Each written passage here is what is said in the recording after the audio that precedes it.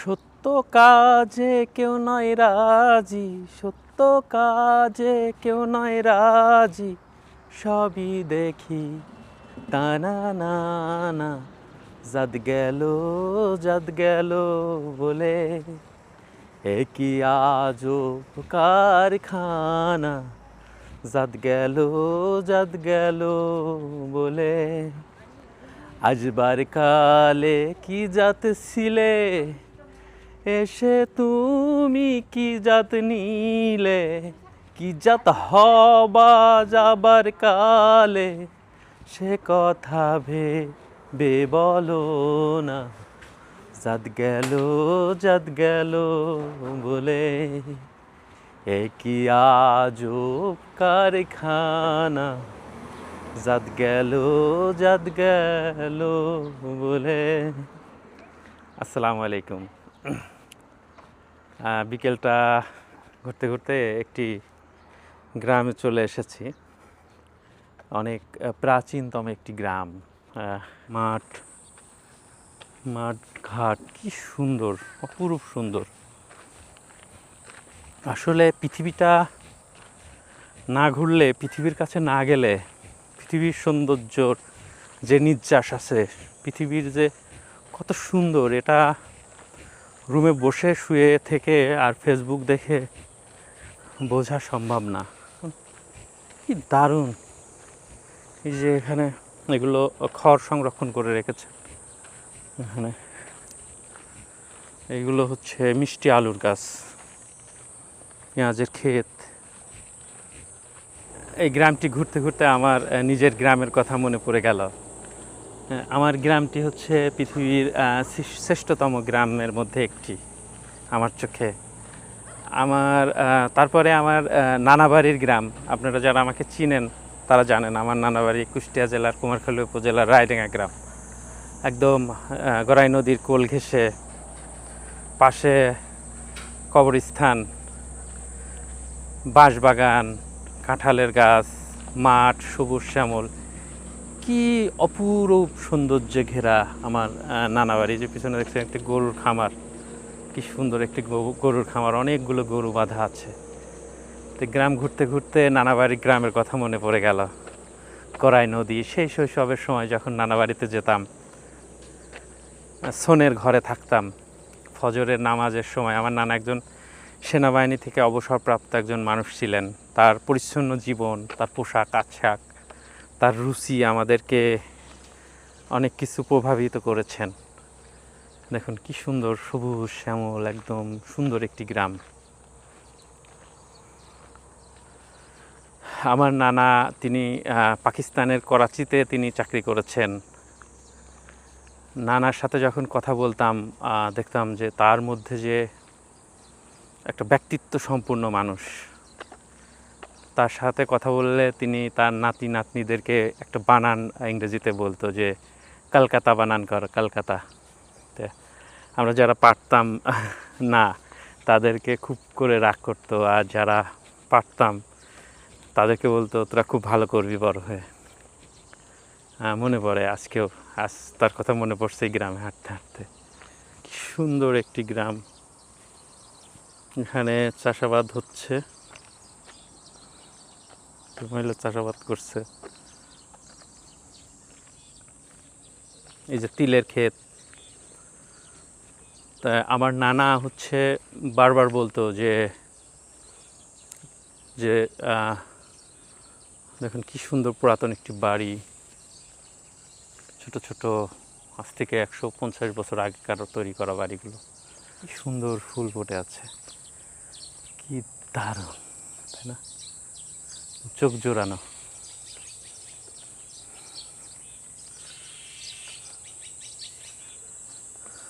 অসম্ভব সুন্দর একটি গ্রাম। চারিদিকে পাখির কিচির মিচির শব্দ হচ্ছে।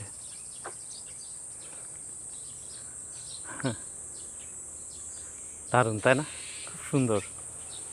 এখানে যারা কাজ করেন তারা এখানে রেস্ট করেন বসে। সুন্দর একটি জায়গা, এখানে রেস্ট করেন। জিমের বিভিন্ন ইনস্ট্রুমেন্ট রেখে দিয়েছে। মানুষ যদি জিম করতে চায়, শরীর ঠিক রাখতে চায়, তাহলে শরীর ঠিক রাখতে পারবে। পুরাতন বাড়ি, পাহাড়ের নিচে সূর্য উঁকি দিচ্ছে ডুবি ডুবি ভাব, বিকেলে, পরন্ত বিকেল। আমার নানা যান তিনি বারবার একটা কথা বলতেন যে জুতায় ভদ্রলোক চেনা যায়। শৈশবের সেই সময়টাতে তার এই কথার মর্মর্থ বুঝি নাই, এখন বুঝি। যখন আমার জুতাটা নোংরা হয়ে যায় তখন বুঝি যে এই কথার অর্থ হচ্ছে পরিচ্ছন্নতা। তার যে ব্যক্তিত্ব সম্পূর্ণ যে মানুষ, সেটি বুঝতাম ওই জুতায় ভদ্রলোক চেনা যায় এই কথাটা এখন উপলব্ধি করে বুঝি। জুতা পরিষ্কার রাখাটা খুবই আপনার ব্যক্তিত্ব এবং আপনার নিজের সাথে ব্যক্তিত্বটাকে ধরে রাখতে জুতা পরিষ্কার রাখাটা খুবই জরুরি।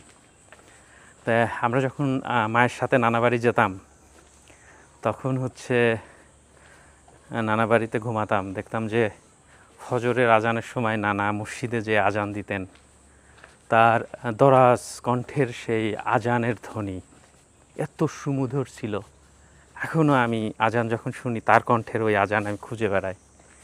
কি সুন্দর, মানে কি সুন্দর লাগতো, কানের মধ্যে একটা মিষ্টি সুর ভেসে আসতো। তো যখন নানা বাড়িতে যেতাম ছোটোবেলায়, আমার নানা বাড়ি হচ্ছে রায়ডাঙ্গায়, আর লালনের যে আখড়াটা সেটি সেউরিয়া, অর্থাৎ গড়াই নদীর এই পারে হচ্ছে আমার নানা বাড়ি, আর নদীর ওই পারে হচ্ছে সেউরিয়া, যে লালনের যে আখড়াটা সেটা। লালনের যখন মৃত্যুবার্ষিকী বা যে দোল পূর্ণিমার অনুষ্ঠান হতো, তখন যে গান বাজতো, বিভিন্ন গান, তখন আমি আমার আম্মাকে জিজ্ঞাতাম যে আম্মা এই গান কোথায় বেজে উঠছে। আম্মা বলতো যে লালনের আখড়ায়। সেই ছোটোবেলা থেকে লালনের আখড়ার কথা শুনে মা বলতো যে লালনের গান হচ্ছে লালনের আখড়ায় হচ্ছে। তখন হচ্ছে ভাবতাম যে এই গান হয়তো লালন নিজেই গাচ্ছে।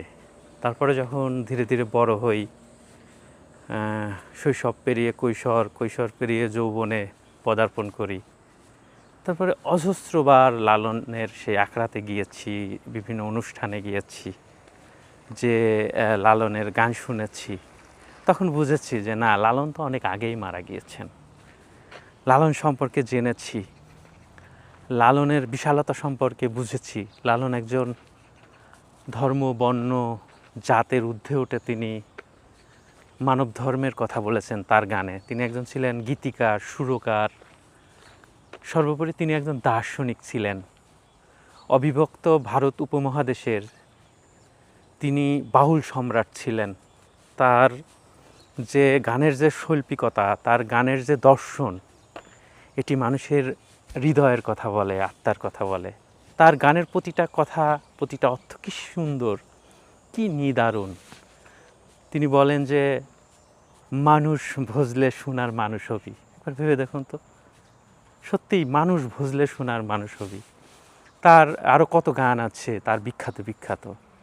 খাঁচার ভিতর অচিন পাখি কেমনে আসে যায়, তারপরে লোকে বলে লালন কি জাত সংসারে, অসংখ্য গান, মিলন হবে কত দিনে। এই লালনের দর্শন বুঝতে হলে আপনাকে লালনের কাছে যেতে হবে, লালনের আখড়ায় যেতে হবে, আপনাকে গুরু ধরতে হবে, আপনাকে পড়তে হবে। তাছাড়া বাইরে থেকে লালনকে বোঝা সম্ভব না, লালনের বিশালতা পরিমাপ করা সম্ভব না। যারা আমরা ফেসবুক অনেক বেশি ইউজ করি বা সোশ্যাল মিডিয়া, দেখবেন চমক নামের একজন মডেল অভিনেত্রী আছেন। তিনি তার একটা সাক্ষাৎকারে বলছে যে কুষ্টিয়ার মানুষ অসাধারণ, অসাধারণ, বাই বন্ড অসাধারণ। এই কথাটা আমাকে এত বেশি আমাকে ছুঁয়ে দিয়েছে যে আমি ভেবেছি যে আসলে কুষ্টিয়ার মানুষ অসাধারণ। কারণ হচ্ছে কুষ্টিয়াতে লালনের যে সংস্কৃতি, লালনের যে লালন কালচারের মধ্যে দিয়ে আমরা যে বড় হয়েছি, আমাদের লালনকে জানার জন্য আমাদের নতুন করে পড়ার প্রয়োজন নাই। আমাদের লালনের একটা সঙ্গীত গাওয়ার জন্য আমাদের পূর্ব প্রস্তুতির প্রয়োজন হয় না। আমরা বাই বন্ড লালনের দর্শনের মধ্যে দিয়ে, লালনের গানের মধ্যে দিয়ে, লালনের যে শিল্প সাহিত্য চর্চার মধ্যে দিয়ে আমরা বড় হয়েছি। আমাদের কুষ্টিয়াতে রবি ঠাকুরের যে গীতাঞ্জলি, সোনার মতো বিখ্যাত বিখ্যাত সাহিত্য চর্চা হয়েছে আমাদের কুষ্টিয়াতে। এই পরিবেশের মধ্যে দিয়েই আমরা বড় হয়েছি। এই জন্য আমার কাছে মনে হয় সত্যিই কুষ্টিয়ার মানুষ, লালনের দেশের মানুষ অসাধারণ, বাই-বন্ড অসাধারণ। আমরা যারা কুষ্টিয়াকে ভালোবাসি, আমরা যারা কুষ্টিয়ার অসাধারণ মানুষ, আমরা সবাই আমার এই ভিডিওটা শেয়ার করে দেবেন। কি সুন্দর মরিচ ধরেছে, লাউয়ের এই যে মিষ্টি কুমড়ার ফুল ধরেছে, দেখুন কি সুন্দর। এই গ্রামটা আসলেই সুন্দর, অপরূপ সুন্দর। মানে এই গ্রামে এসে আমার নিজের গ্রাম, আমার নানা বাড়ির গ্রামের কথা মনে পড়ে। অনেক কথা আপনাদের সাথে শেয়ার করলাম। যাই হোক, বিদায় নেওয়ার সময় হয়েছে। চলুন আপনাদের সাথে আরেকটা লালনের একটা গান আবৃত্তি করে শোনাই। খাঁচার ভিতর অসীন পাখি কেমনে আসে যায়, খাঁচার ভিতর অচিন পাখি কেমনে আসে যায়, তারে ধরতে পারলে মনো বেরি, ধরতে পারলে মনো বেরি, দিতাম পাখির পাই কেমনে আসে যায়, খাঁচার ভিতর অচিন পাখি কেমনে আসে যায়। আট কুঠুরি নয় দরজায় আটা, মধ্যে মধ্যে ঝরকা কাটা। আট কুঠুরি নয় দরজায় আটা,